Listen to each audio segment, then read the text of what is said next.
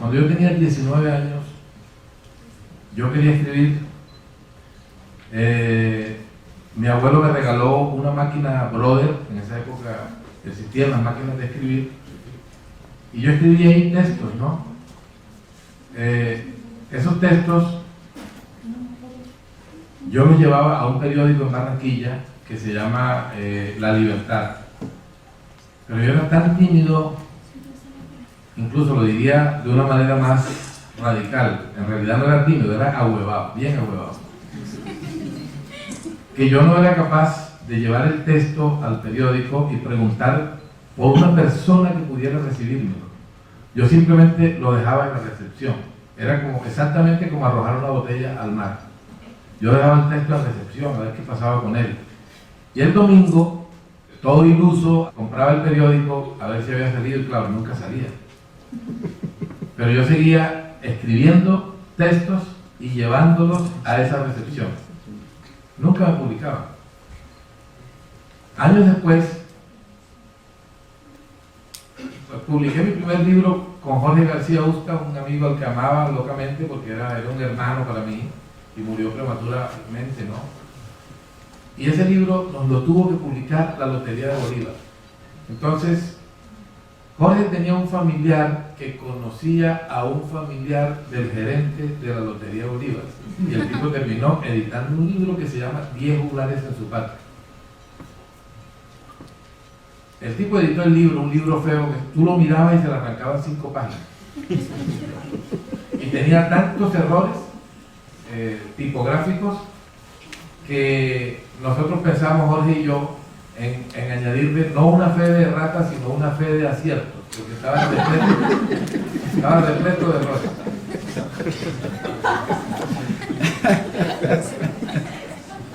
Nos dieron los libros a nosotros, no, nadie los distribuyó, no se pusieron en ninguna librería. Jorge tenía un montón de cajas de libros en su casa y yo tenía otro montón de cajas de libros en mi casa. Jorge se llamaba Jorge García Usta, el apellido Usta es árabe. Jorge vendía muy bien los libros suyos y yo regalaba muy bien los libros míos. El solo hecho de que yo viera mi nombre en el libro fue un motivo para mí como de alegría. El día que me llegaron esas cajas de libros, yo sentí un estado de sobreexcitación tan grande que no me podía dormir.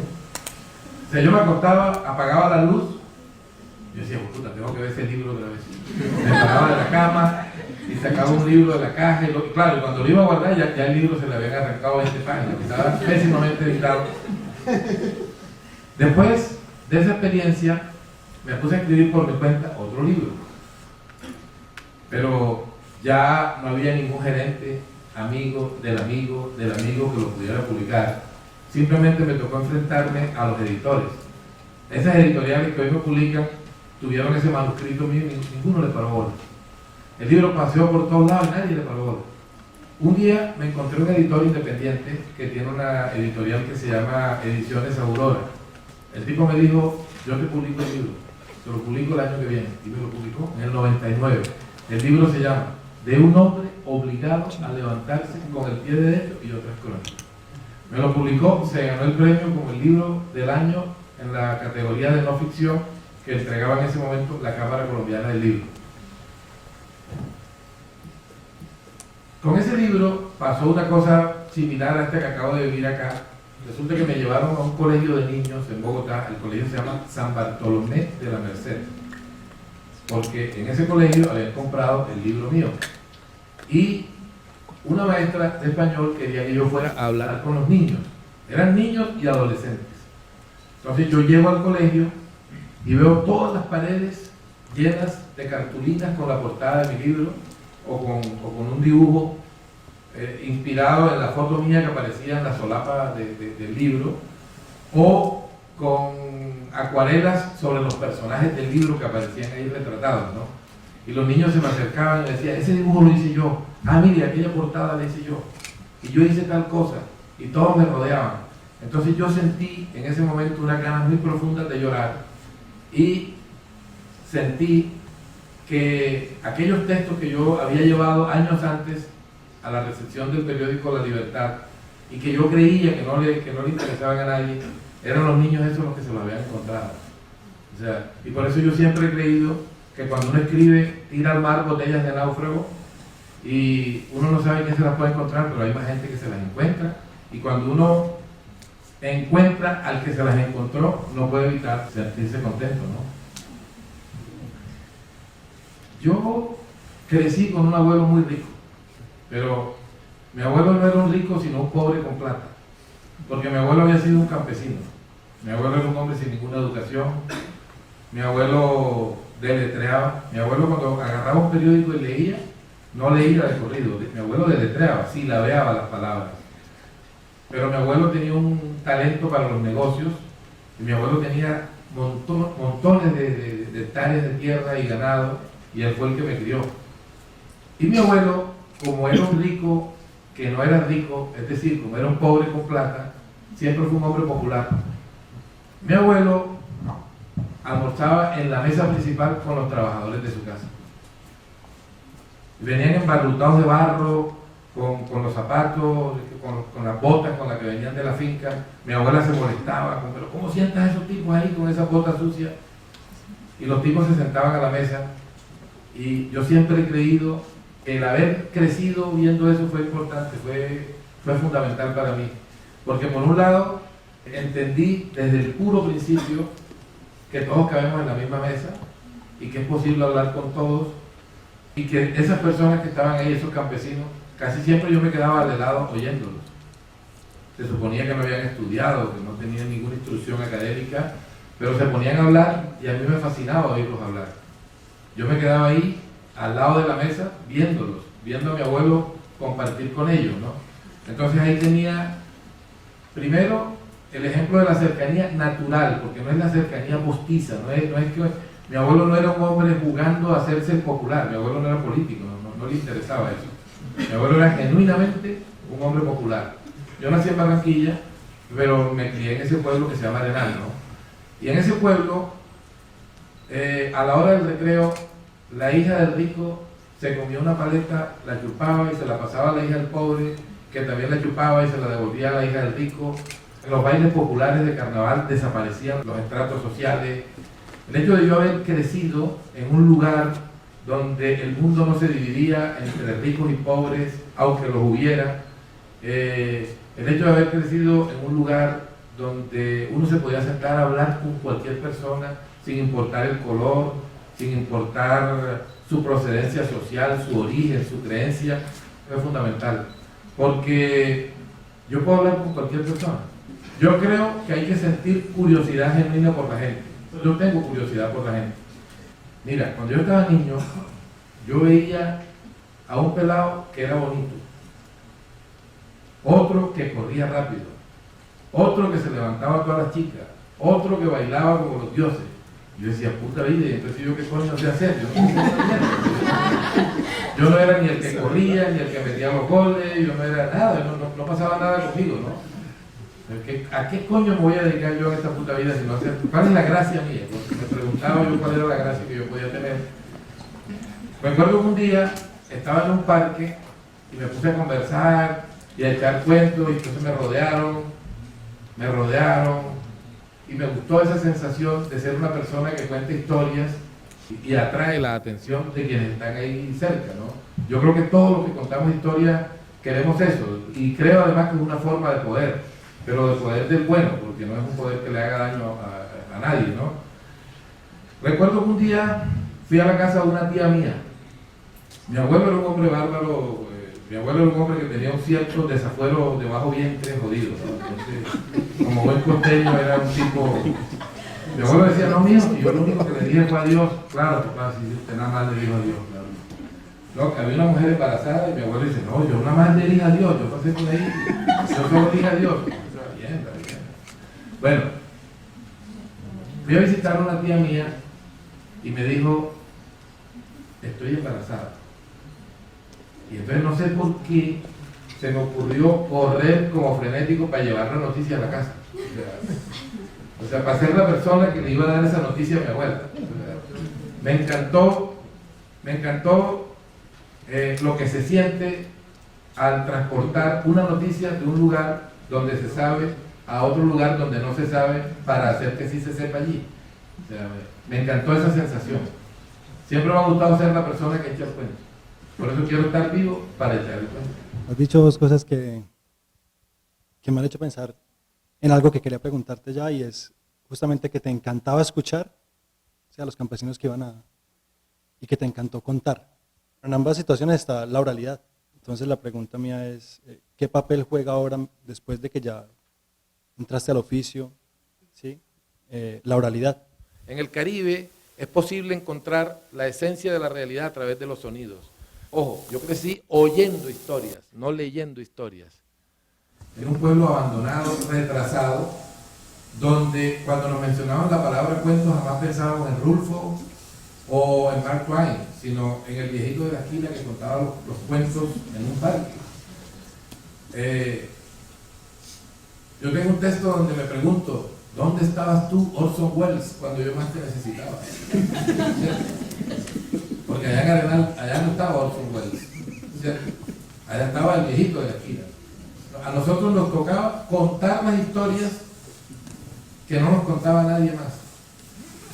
Como no nos llegaba ningún cuento de la gran literatura universal, sencillamente teníamos que contarlo nosotros mismos en los apagones, ¿no? Era la forma de sobrevivir al atraso.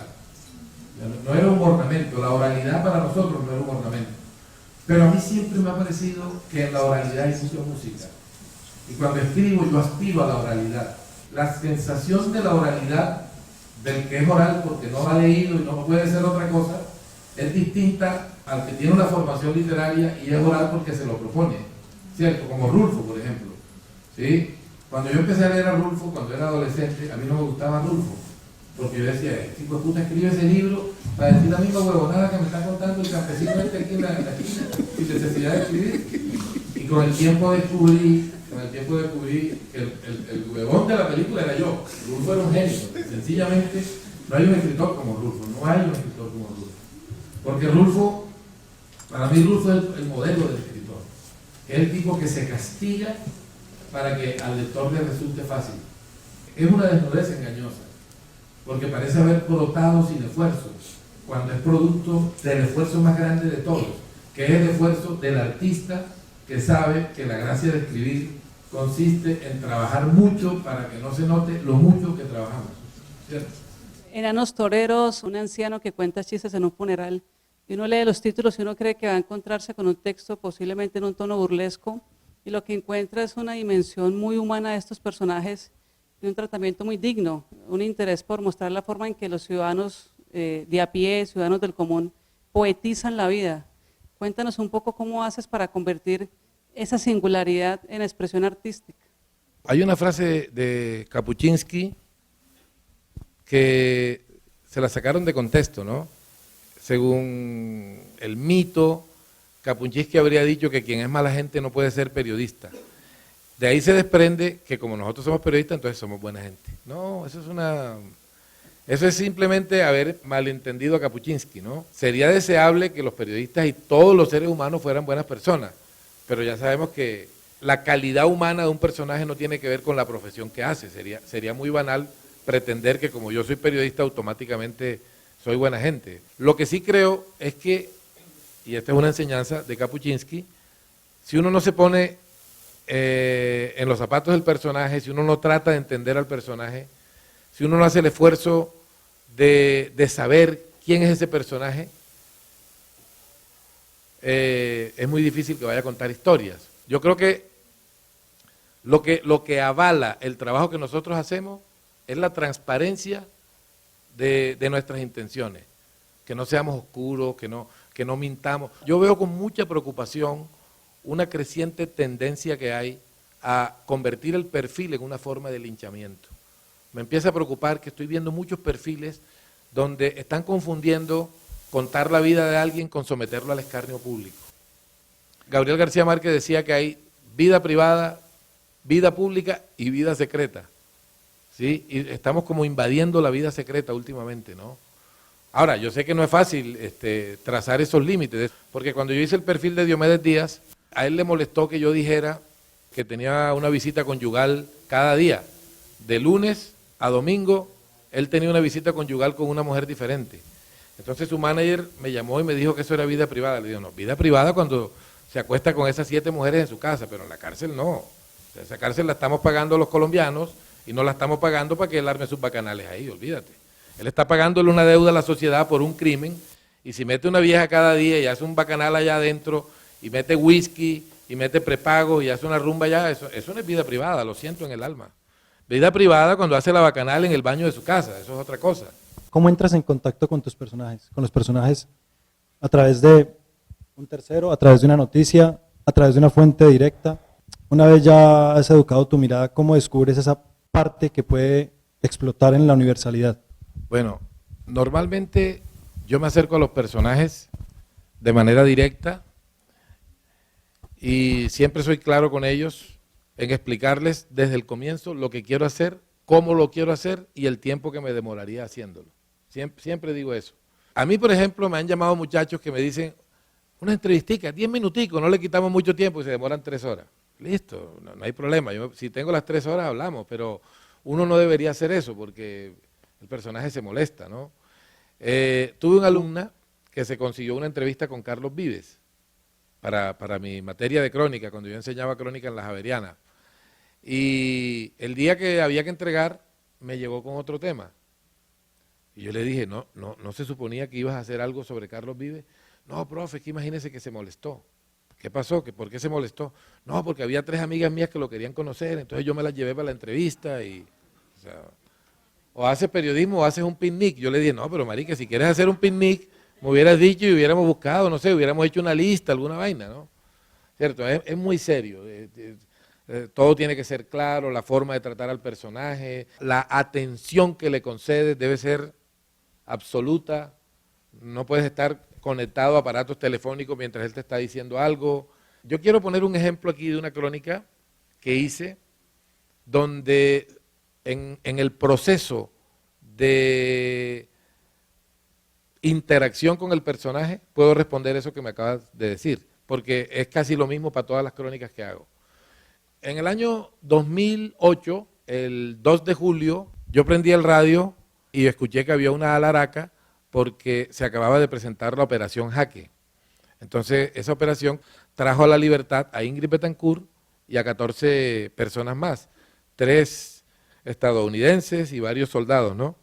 Después prendí el televisor, en un momento aparecieron en pantalla Juan Manuel Santos, que en ese momento era ministro de Defensa, el general Nelson Freddy Padilla e Ingrid Betancourt. Cuando le tocó el turno de hablar a Ingrid Betancourt en el aeropuerto militar de Catán, ella salió al frente y dijo, no solamente le quiero dar las gracias al gobierno, le quiero dar las gracias a una persona muy importante que nadie sabe me salvó la vida. Entonces se voltea para atrás y dice, gracias. Es un soldado, sigue ella, un soldado que además de ser soldado es enfermero. Me vacunó varias veces contra la leishmaniasis allá en la selva. Yo quise hacer huelga de hambre, pero él no permitió que yo me muriera. Varias veces me daba la comida con una cucharita de manera muy paciente y por eso yo estoy muy agradecida con él. Entonces el tipo sale, flaco, con la camisa abierta, con un Cristo blanco que le colgaba en el pecho y empezó a hablar y en ese momento todos los reflectores le cayeron encima y yo sentí automáticamente una curiosidad por el personaje. Yo me senté y ya no me interesó más ni Ingrid Betancourt, ni Juan Manuel Santos, ni Mandrake, ni el Espíritu Santo, ni nadie, porque ya yo sentía que ese tipo era mi personaje y que si no lo era en el momento lo iba a hacer, porque yo quería contar esa historia, porque necesitaba contarla, porque necesitaba saber quién era ese tipo. Era costeño de La Guajira, entonces me dije, si yo me acerco ahora al tipo, voy a encontrar a un hombre que acaba de salir de la selva después de 10 años y 4 meses. Óigase bien, 10 años y 4 meses. Ese tipo necesita descansar, necesita estar con su gente. ¿Para qué voy a llegar yo ahora a mortificarlo con mis preguntas, a asediarlo con mis preguntas, a incomodarlo con mis preguntas, a dañarle su reencuentro con la luz con mis preguntas? ¿Por qué más bien no lo dejo que viva y que esté tranquilo? Y cuando pase un tiempo, yo lo busco. Además, de esa manera, yo podría saber cómo usa él la libertad que hoy está recuperando, ¿cierto? Porque si yo lo buscaba en el momento de la operación Jaque, no tenía perspectiva. Él venía de la selva, pero no me podía hablar de lo que estaba acá, porque apenas se estaba viendo con eso. Entonces fui a buscarlo al año. En ningún momento me mencionó la palabra secuestro, en ningún momento dijo la palabra FARC, no mencionó selva, me preguntó de qué equipo era hincha, yo le dije que del mejor del planeta, que es el Junior, me dijo que si me gustaban los vallenatos, que bueno, en fin, hablamos de muchas cosas que no tienen nada que ver con el tema. La segunda vez fui y también lo vi en la misma tónica, como que no quería hablar de eso. Además, las cosas que proponía hacían evidente que él no quería hablar de eso. Porque la segunda vez me dijo, ¿tú juegas billar? Yo le dije, jugaba, hace mucho tiempo no juego. Me dijo, entonces estamos a mano, porque yo también jugaba y hace rato no juego. ¿Por qué no jugamos? Y fuimos a jugar. La tercera vez tomamos mucho café. Recuerdo que le dije, yo quisiera conocer a tu mamá. Me dijo, te toca ir a La Guajira. Entonces me fui para La Guajira. Llegué donde la mamá.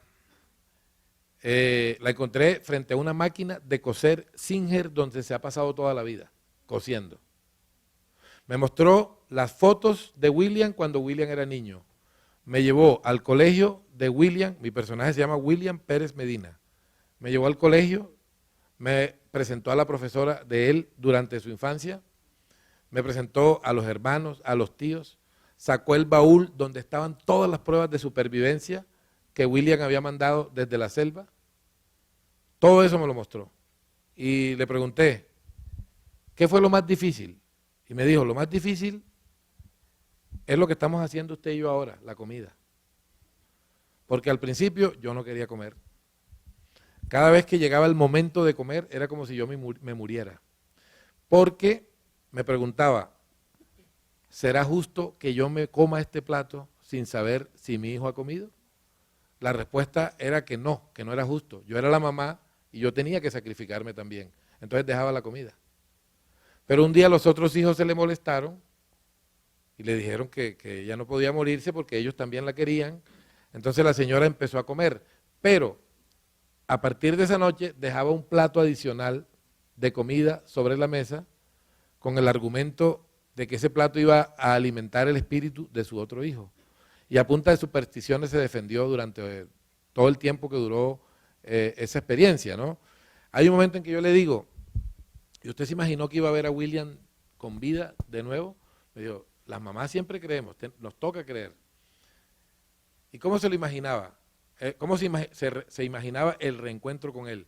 Me dijo, me lo imaginaba con comida. Yo solo quería verlo entrar por esa puerta, salir corriendo hacia donde él estaba, colgármele en el cuello, abrazarlo, preguntarle qué quería comer, cocinárselo, servírselo en un plato, sentarme frente a él para ver cómo se lo comía y que cuando él se comiera eso, a mí me diera un infarto y yo me muriera ahí mismo. Eso era todo lo que yo quería. Y yo sentía que se me erizaban los vellos de la piel oyendo ese testimonio. Entonces, me devolví para Bogotá con esa información y por primera vez le puse a William una cita ya para hacer preguntas estilo reportero. Fíjate que ya llevaba 3 encuentros con William y no le había hecho ninguna pregunta relacionada con la experiencia en la selva. Yo creo que el periodismo se ha convertido en un ejercicio de autistas, ¿no? Los periodistas ya no conversan con el personaje, conversan consigo mismos y utilizan al personaje como pretexto para hablar en voz alta con ellos mismos. Yo a veces veo gente que me está haciendo una pregunta y no está parándole bola a lo que yo le digo porque está pensando en la siguiente pregunta que va a hacer. El buen periodismo empieza donde se acaba la preguntadera, donde uno se queda con el personaje, donde uno asume a fondo la empresa de estar con ese personaje tanto tiempo como sea necesario, sin mirar el reloj, sin hacer preguntas, tratando de descubrir el alma del personaje más allá de lo que el personaje dice. Entonces me lo llevé para un restaurante Ya yo sabía lo que iba a pedir, porque la mamá me había dicho cuál era el plato favorito de él. Y empezamos a comer. Era chivo guisado. A mí no me mata el chivo, pero yo quería comer chivo porque yo estaba trabajando. Eso no era una comida para yo pasarla bien, era mi trabajo. Me senté a comer con el personaje y le pregunto cómo se imaginaba la liberación. Me dijo, me la imaginaba con la comida de mi mamá. Y él no había hablado con ella de ese tema. Y le digo, ¿cómo te la imaginabas? Entonces me dijo que su gran drama por las noches era dormir, no podía dormir. No podía dormir, le daba sueño por las tardes, a las 3 de la tarde, 2 de la tarde, pero por las noches no le daba sueño. Entonces, para llenar esas horas de aburrimiento, esas horas en que no se podía dormir, aunque estuviera acostado encima de una troja, empezó a crear todas las noches mentalmente una película. Y en esa película la mamá siempre estaba cocinando. Hay un momento de ese almuerzo en el que yo veo la imagen de él conmigo reflejada en un espejo. Entonces, se me ocurrió preguntarle si cuando él estaba en poder de las FARC, allá en la selva, alguna vez se había visto al espejo. Y me dijo que sí, que él calcula que habían pasado 8 meses de su secuestro cuando sucedió eso. Y entonces me contó una historia que seguramente es la más hermosa que yo he visto en mi vida de reportero. A los 8 meses llegó a la selva el mono Jojoy con un maletín lleno de puros espejitos de bolsillos y se lo repartió a todos los que estaban allí en cautiverio. Y él cogió su espejito y se miró y le ocurrió algo extraño. No sintió que estaba viéndose a sí mismo, sino que estaba viendo a un hermano de él que se llama Edward, un hermano al cual se parece mucho. Entonces le dio sentimiento de estar viendo a Edward, al hermano al que hacía rato no veía, y se quedó ahí frente al espejo para seguir viendo a Edward, y todas las tardes se veía al espejo para ver a Edward. ¿Cierto? Entonces yo armé la crónica así, a punta de ese tipo de detalles, porque yo siempre he creído que para hacer crónicas no hay que entrar a la casa por la puerta principal, sino por la puerta del garaje, o volarse la paredilla. Y yo procuro oír con respeto, oír sin preguntar, preguntar solo lo justo. No digo que siempre lo haga.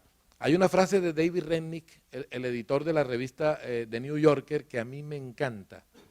David Remnick dice, todo periodista, cuando oye la grabación de sus propias entrevistas, si es lo suficientemente honesto, siempre tiene que llegar a esta conclusión. 2 puntos, hablé demasiado. Hablamos demasiado, ¿sí?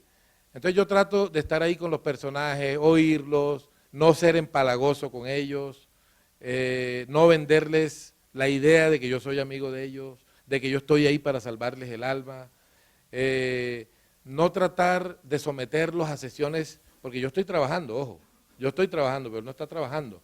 Él solo, de manera generosa, me deja estar ahí con él. El periodismo en general suele ser arrogante.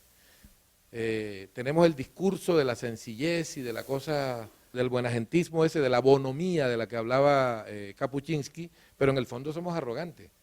O sea, somos humildes cuando entrevistamos un personaje del poder. Y cuando entrevistamos un personaje común y corriente, un personaje anónimo, pretendemos que nos dé toda la información a los 10 segundos, sin establecer empatía con él, sin saber si ese personaje está en un buen momento, si nos puede atender, si no lo estamos interrumpiendo, si no le estamos cagando algún negocio que necesita hacer. O sea, hay una cantidad de variables que casi no vemos de los personajes. A mí me gusta verlas, ¿sí?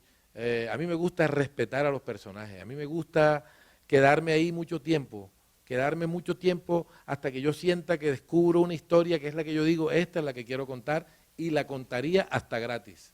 Cuando siento eso, yo digo, aquí hay una buena historia.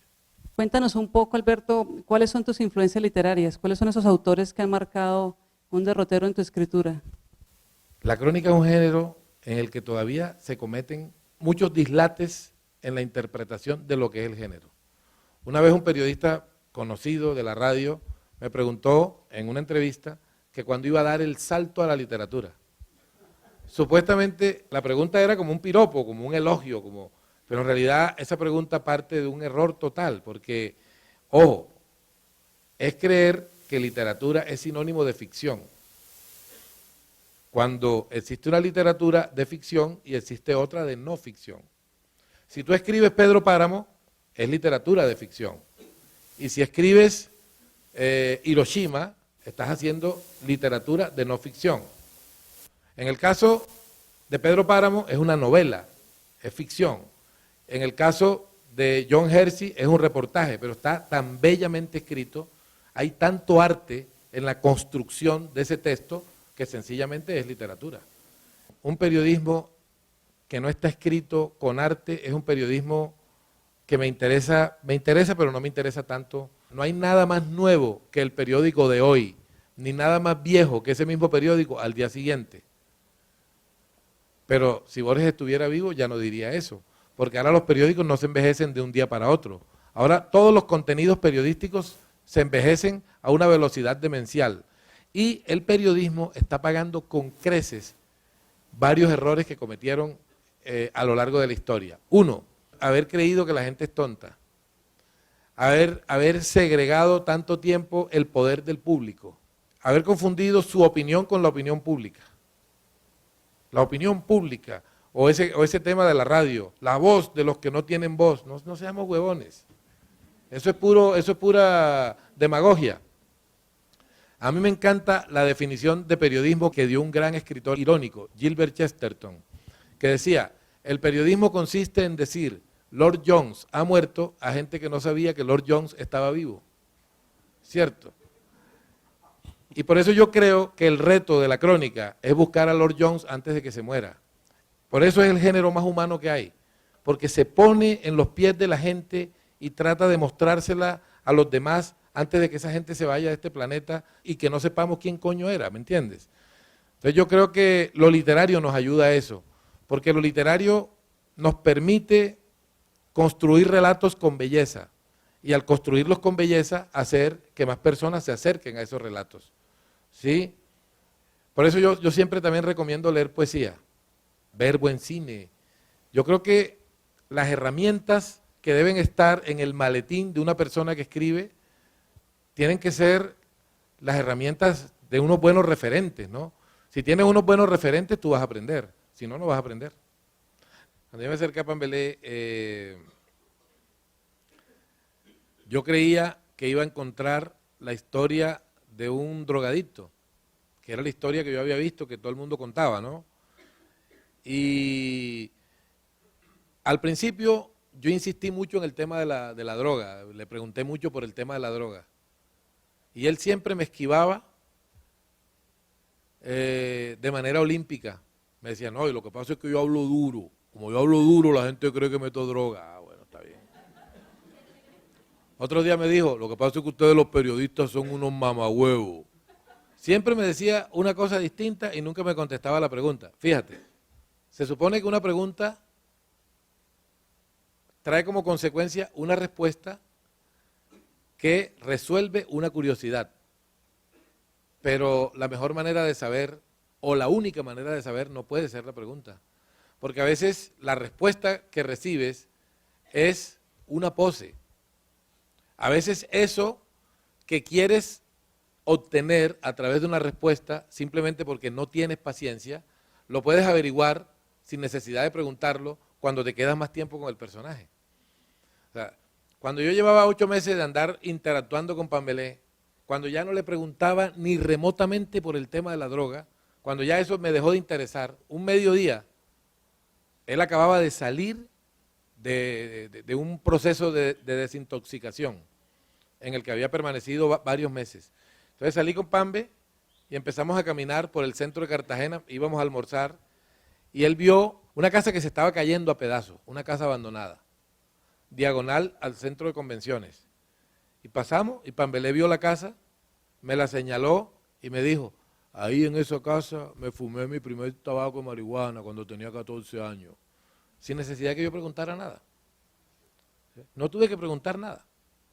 Y me llegó la misma respuesta que quería obtener como un reportero impaciente y que nunca obtuve, la obtuve sin preguntar cuando decidí ser un reportero paciente. Digo, el buen dato es tan bueno que nunca se te olvida, y es verdad. Un buen dato nunca se te olvida. Yo recuerdo que una vez estaba con García Márquez en Monterrey y yo me la acerqué y me senté en la mesa con él, o sea, yo elegí todo para quedar al lado de la mesa de él, ¿sí? Y entonces recuerdo que le pregunté si cuando él creaba esos relatos grandes para tener el control de la trama, digamos, él habla de la manía de un personaje en la página 80, pero él tiene que seguir escribiendo más, y cuando ya está en la página 400, ¿cómo vuelve a ese detalle de la página 80? Yo tenía curiosidad. Maestro, ¿cómo hace usted cuando el detalle de la manía del personaje aparece al principio, aparezca? ¿Cómo es su método para tener eso siempre presente? Y le pregunté si tomaba apuntes. Me dijo, no. Cuando uno toma apuntes, se vuelve esclavo de los apuntes. Entonces, pierde frescura, porque ya no deja que fluya lo que uno se podría imaginar, sino que ya agarra el apunte ese porque se vuelve cómodo. A mí me gusta más la locura frente al teclado, me decía. Me gusta más no saber a veces lo que va a pasar. ¿Qué pasa cuando no tenemos un personaje, cuando una revista nos propone un tema y tenemos una fecha de entrega? ¿Cómo sacarle a ese tema, sacar la punta de la historia, sacarle esa punta y empezar a perfilar eso que inicialmente no tienes? El Hey Festival de Cartagena está haciendo un libro sobre pueblos de Colombia que son patrimonio nacional. Y fíjate, me ofrecieron un pueblo que yo nunca he visto. Y yo le dije, yo no les colaboro en eso porque yo quiero un pueblo, yo quiero este pueblo. Un pueblo que se llama Ciénaga, que queda en el departamento del Magdalena, donde hubo la famosa masacre de las bananeras. Me dijeron, no, pero ese tema ya lo asignamos. Digo, o ese o no participo en el proyecto. Porque a mí sí me encanta esa frase de Hemingway que dice, escribe sobre lo que conoces. No es lo mismo escribir sobre lo que nunca has visto que sobre lo que sí has visto. Ambas cosas tienen su encanto, pero si el plazo es estricto, si el plazo es poco, yo prefiero escribir sobre lo que conozco, porque mientras conozco lo otro, mientras encuentro la punta del ovillo, lo que me va a excitar como narrador, puede pasar mucho tiempo, mientras que acá yo podría conectarme más rápido con lo que voy a encontrar, ¿no? Fíjate, el tema no es un personaje, el tema no es, en el caso de Ciénaga Magdalena, no me dijeron haz la crónica de Álvaro Cepeda Zamudio, que vivió en Ciénaga, no me dijeron haz la crónica del general Cortés Vargas, que ordenó la masacre, no me dijeron ni personaje, ni hecho concreto, sino una crónica del pueblo. Entonces, yo esa crónica la hice en 3 momentos.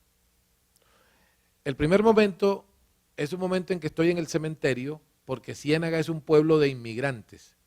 En Ciénaga los apellidos son Lacouture, Dangón, Retá, Contalcure, Gentile, porque Ciénaga fue un emporio de los inmigrantes europeos. Entonces yo voy al cementerio porque quiero ver todos esos apellidos de la gente que llegó aquí a comienzo del siglo XX. Cuando yo estoy paseando por el cementerio, estoy hablando del presente, pero también estoy hablando del pasado, con ese paseo que yo estoy dando por el cementerio. Veo la lápida de Guillermo Buitrago, el que cantó la víspera de Año Nuevo, que murió de tuberculosis a los 29 años. Entonces, ese paseo por el cementerio me está permitiendo ver algo del pasado y traerlo al presente. En esa primera escena, el personaje que me está guiando, que es un mototaxista, me dice que todas las trinitarias del pueblo están marchitas y que se cree que va a pasar algo malo. Con eso yo estoy hablando también de la cultura del rumor que hay allá en la costa. Tú sabes que la costa es el único lugar del mundo donde se chismosea en tiempo futuro. Entonces, el segundo capítulo es un personaje que me habla de cómo era la aristocracia en Ciénaga en la época de esplendor de la zona bananera, que a ellos les quedaba más fácil ir a Europa en barco que ir a Bogotá en autobús. Estudiaban en Ámsterdam, estudiaban en París y usaban, hágame el favor, un abrigo para pasear por las terrazas de Ciénaga Magdalena a las 4 de la tarde. Ya, entonces yo estoy hablando de la masacre, de las migraciones, de las flores, de los rumores. Si yo hablo con la gente, si dejo que fluyan las voces de la gente, si me quedo más tiempo ahí, si voy al mercado, si me siento a jugar dominó con los tipos, si me como una posta de pescado agarrándola con la mano y agarro los patacones con la mano, si me meto en una canoa, el tema va a aparecer. O sea, yo nunca me he preocupado por la falta de tema. La preocupación mía siempre es cómo la voy a contar. la estructura de tus reportajes, ¿cómo la configuras? ¿Es importante? ¿Va apareciendo? Una vez tienes todo el material, ¿vas descubriendo cómo ir armándola o es el momento de sentarte a escribir donde vas descubriendo esa estructura para contar? Hay dos frases que yo siempre tengo a la vista para hacer una valoración de los temas de los cuales me ocupo, ¿no? El primero es una frase de Norman Mailer que dice: nunca sometas a la duda un tema que te produzca ganas de trabajar. A mí eso me parece una maravilla de frase. Porque si tú estás echado en una hamaca sin hacer un carajo y de pronto quieres escribir sobre una tapita de gaseosa, el tema parece una huevonada, pero te produjo ganas de trabajar, créele a eso, ¿no? Entonces yo a veces veo que se me acercan pelados que me hablan de una huevonada, pelados y viejos también, de una huevonada. Yo digo, esto es una huevonada, pero hazlo, marica, te dieron ganas de trabajar, hazlo. Yo estudié con un pelado de Cartagena que era vago y todos los lunes me decía: no joda, viejo Salcedo, me pasé todo el domingo con culo de ganas de trabajar, pero me las aguanté. Está bien, o sea, con culo de ganas de estudiar, pero me las aguanté. Esa frase de Mailer me parece muy sabia. Y la otra es del húngaro Stefan Bizinsei, que dice: todo aquello en lo que no pueda dejar de pensar es mi tema. A mí eso me parece formidable, porque hay unos temas que llegan, y uno siempre piensa en eso. Es como en el amor, hay que creerle a ese fogonazo, ¿me entiendes?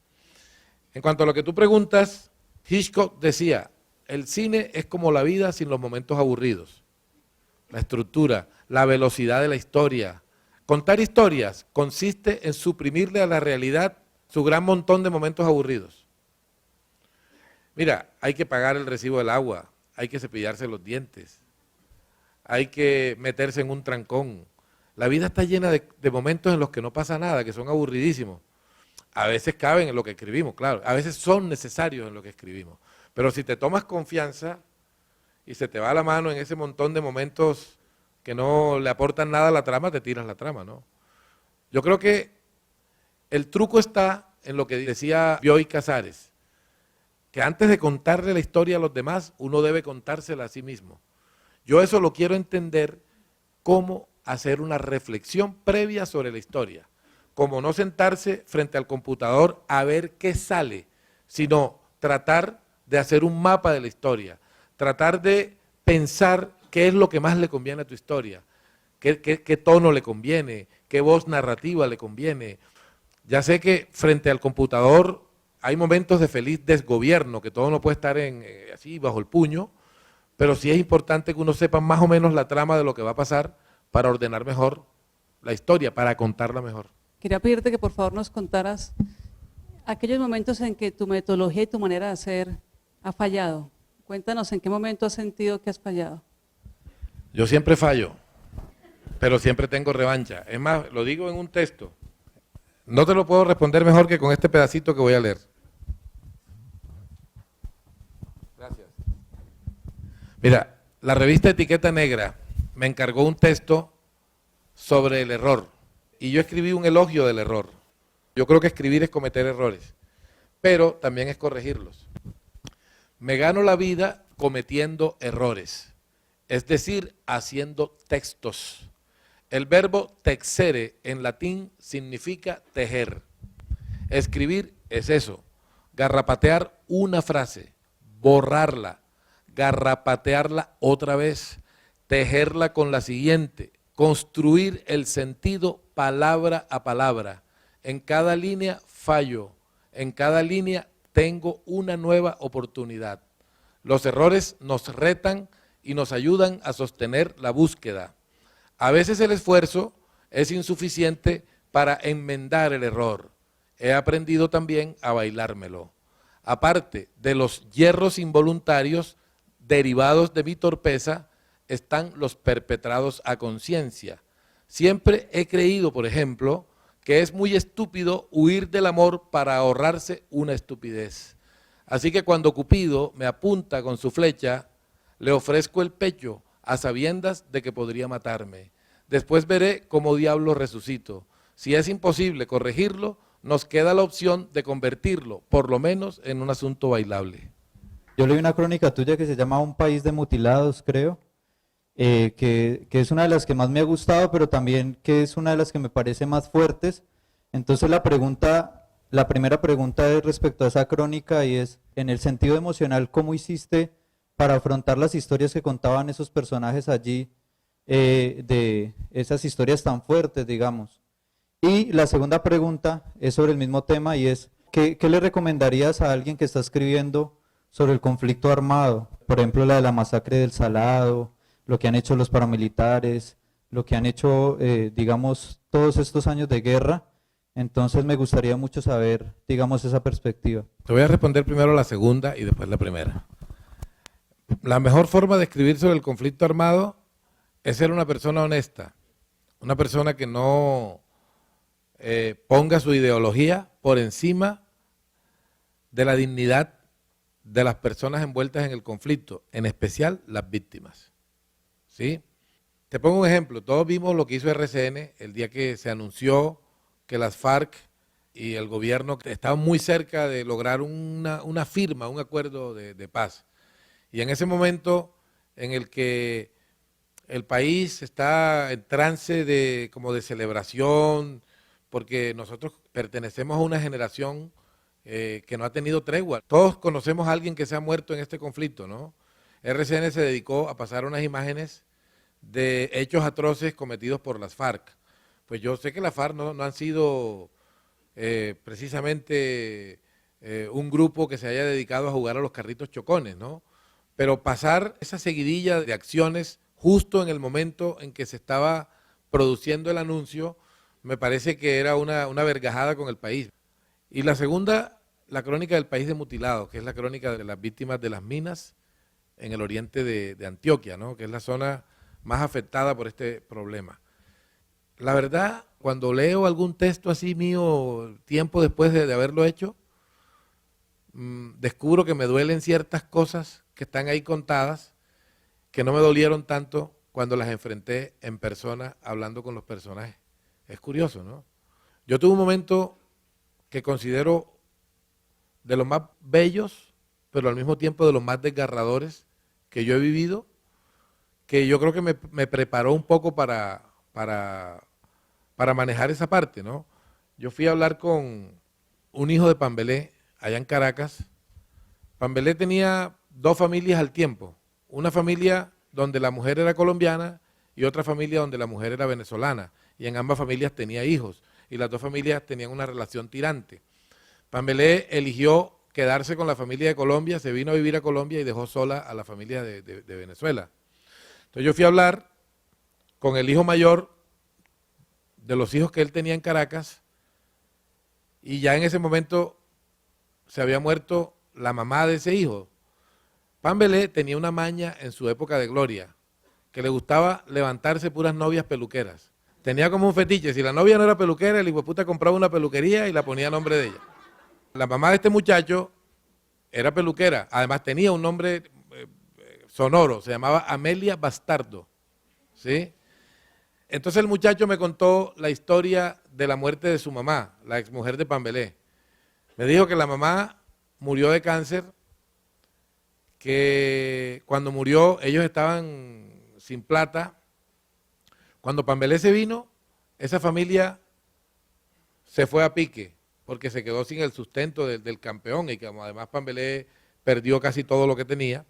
Él me contó que cuando la mamá murió de cáncer, él fue a buscar el cadáver en el hospital y le trajeron en una camilla a una señora que estaba tan hinchada que él tardó unos segundos en reconocer que esa era la mamá. Entonces él dijo, mi mamá siempre fue vanidosa, mi mamá siempre estaba peinada, siempre estaba maquillada, yo no la voy a enterrar así como está, tan fea. Yo necesito que alguien me la maquille, pero él no tenía cómo pagarle a un tanatólogo. Entonces fue donde una tía y consiguió un kit de belleza para maquillar él mismo a la mamá. Yo cuando le oí la historia en persona no pasó nada, pero cuando la oí digamos, en la grabación, cuando la iba a escribir, ahí sí me dolió. Suele pasar, yo no sé si, si voy a hacer una entrevista y encuentro testimonios desgarradores y me pongo a llorar ahí con el personaje, sería un poquito difícil de hacer el trabajo. Yo creo que me toca endurecerme un poco mientras hago el trabajo Además que mis hijos dicen que yo lloro despidiendo un camión de carga, así que tampoco es que sea difícil que yo llore, pero trato de endurecerme cuando hago el trabajo de campo. ¿Se trata de convertir en personajes a las personas con las que hablas? Puede que se trate de eso o puede que se trate de lo contrario, encontrar un personaje y humanizarlo. Es decir, aterrizarlo tanto que no se sienta como un personaje, que a mí personalmente me gusta más eso. A mí no me gusta mitificar, sino desmitificar, ¿sí? Me gusta más encontrar una vida que simplemente construir un texto para mostrar una heroicidad. No me interesa tanto eso. Me interesa más descubrir una vida, descubrirla, estar ahí con el personaje y contarla. Yo escribí una crónica que está inédita, no ha salido, de un boxeador que mató a su rival en el ring. El rival se llamaba Johnny Owen, del Reino Unido. Y el boxeador, el verdugo mexicano, se llama, todavía está vivo, Guadalupe Pintor. Y me fui para donde Lupe Pintor, y estuve con él varios días. Y hay un momento en que la esposa de él le agarra las manos y me las muestra, y me muestra los nudillos del marido, y me dice, mira, todos ustedes, los periodistas, solo le conocen esta parte de acá. Él estaba haciendo su trabajo. A él le pagaban para que usara esta parte. ¿Cierto? Pero quienes no somos boxeadores, yo que soy la mujer, llevo años conociéndole esta parte. Esta fue la parte que él dejó para mí y para sus hijos y para sus amigos. Entonces, ella utilizó ese argumento para sacarlo del bache emocional en el que él quedó cuando mató al rival. Para mí eso vale más que cualquier dato duro de los que aparecen en primera página de un periódico. Pero para quedarse y encontrar eso, uno necesita mucho tiempo. Sabiendo que el cronista tiene que ser fiel a la verdad, ante todo, ¿qué técnica se debe usar y qué es lo más importante para que los datos que uno encuentre no sean sencillamente cifras, sino que se puedan convertir en historia, que no se queden en cifras solamente?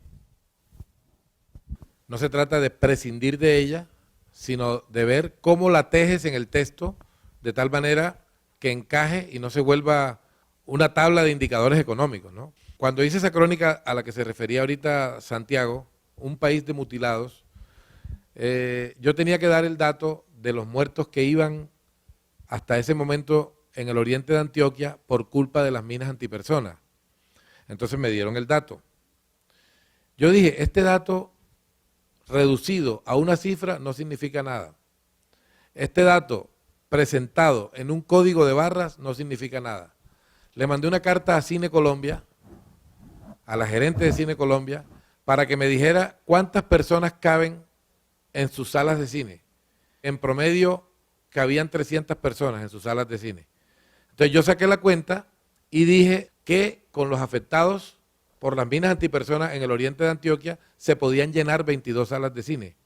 Y dije que con los afectados por las minas antipersonas en el oriente de Antioquia se podía poblar 2 veces Ciudad del Vaticano y tantas veces Punta del Este. Vargas Llosa describe a un flaco diciendo, de frente parece de perfil y de perfil no se ve. Perfecto, pero luego a Vargas Llosa nadie le exige la medida porque lo está haciendo en una novela. Pero si lo haces en una crónica que se vale, esa hipérbole se vale, al final me tienes que decir cuánto pesa el tipo y cuánto mide, ¿me entiendes? ¿Qué pensaste cuando te diste cuenta de la Nobel periodista, la bielorrusa? Es curioso, ¿sabe? Porque se está hablando mucho de la obra de periodismo que ella ha hecho y poco de su obra de ficción, que también es una creadora de ficciones, ¿no? Es una escritora de ficción. Yo estoy casi seguro de que le dieron el premio Nobel no por su obra periodística. Me atrevería a decir que si no hubiera hecho ficciones no le hubieran dado el Nobel. Ya antes le habían dado premio Nobel a varios autores que han sido periodistas, Albert Camus, Ernest Hemingway, Gabriel García Márquez, van varios que han ejercido el periodismo en algún momento de sus vidas. En el caso de ella, ese trabajo de Chernobyl es un trabajo de una gran resonancia poética, de una gran belleza formal, estética, y de un gran impacto político también, ¿no? Todo lo que ella se tuvo que jugar para hacer eso. Pero me pregunto si ella no hubiera sido una escritora de ficción, si le hubieran dado ese mismo premio, ¿no? En Colombia es terrible lo que yo llamaría un unifuentismo maquillado. Vos ves el noticiero, ¿no es cierto? Entonces hubo una toma de un grupo armado en un pueblo. Entonces la nota te la hacen con lo que dice el alcalde, con lo que dice el inspector de policía y con lo que dice el cura. Y los trajo en la fuente oficial. Y nunca nos sabemos qué pasó con las víctimas, con la población. Y nos quedamos siempre con la noticia incompleta, tendenciosa, editorializada, es decir, perversamente mal hecha, como normalmente es el periodismo colombiano, sobre todo el noticioso. Entonces la primera pregunta tiene que ver con eso. ¿Te vacunás contra ese unifuentismo maquillado cuando construís tus textos? ¿Cómo te vacunás? Y segundo, ¿qué pasa en el ejercicio del cronista respecto de las fuentes con un tema muy complicado, Alberto? Y es que de repente un personaje te empieza a contar cosas muy tenaces de su vida, ¿no? Que pueden poner en riesgo, por ejemplo, su vida. En un país como el nuestro eso es bastante frecuente. Entonces la pregunta es, en general, Alberto, contanos cómo manejar las fuentes. Bueno, voy a empezar con una frase de Leila Guerriero que dice que lo que más le gusta de la crónica es que allí los seres humanos no se llaman fuente. Y es verdad. O sea, en la noticia la gente pregunta cuántas fuentes tiene su texto. Acá hablamos de seres humanos, de voces. Yo creo que en el periodismo colombiano noticioso, que está tan depravado, a veces los periodistas buscan a sus fuentes tratando de que esas fuentes sean caja de resonancia de lo que piensa el medio, tratando de utilizar voces que avalen lo que ese medio quiere transmitir en relación con un suceso o con un personaje. No me gusta cuando me relaciono con los personajes establecer lazos afectivos que me inhiban en lo que yo debería contar de ellos, ¿no? Pero tampoco entiendo el oficio como un linchamiento. Por ejemplo, cuando yo fui a contar la historia de Pambelé, yo vi muchas cosas que eran parte de su vida privada, ¿no? ¿Sí? Hay una frase de Caetano Veloso que está en una de sus canciones que dice, de cerca nadie es normal. Entonces, con los personajes pasa eso. Ellos se le abren a uno, ellos no conocen los códigos de la información, suelen ser ingenuos. Y uno termina viendo cosas de ellos que a veces los comprometen. Si uno no es una persona que sea respetuosa, comprensiva, tolerante, uno puede terminar exponiendo el personaje al escarnio público. Ahora, no se trata de convertirse en un amanuense del personaje, en una persona que está allí para maquillarlo y para dar una versión rosada de alguien. No se trata de eso, pero sí se trata de tener claro que ese ser humano que está allí tiene una vida privada que es de su fuero personal y que no me incumbe.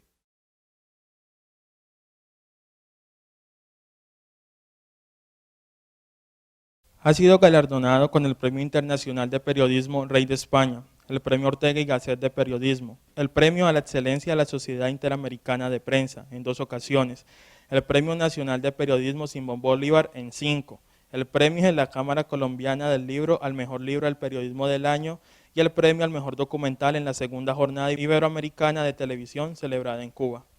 ¿Qué se puede agregar a este inventario de logros? ¿Qué más se puede decir de este hombre que se ha dedicado a rebuscar en los archivos de la vida, la condición humana y nos ha dado un lugar privilegiado, así como Gabo o Ernesto Matcausland en la palestra mundial? Yo creo que nada.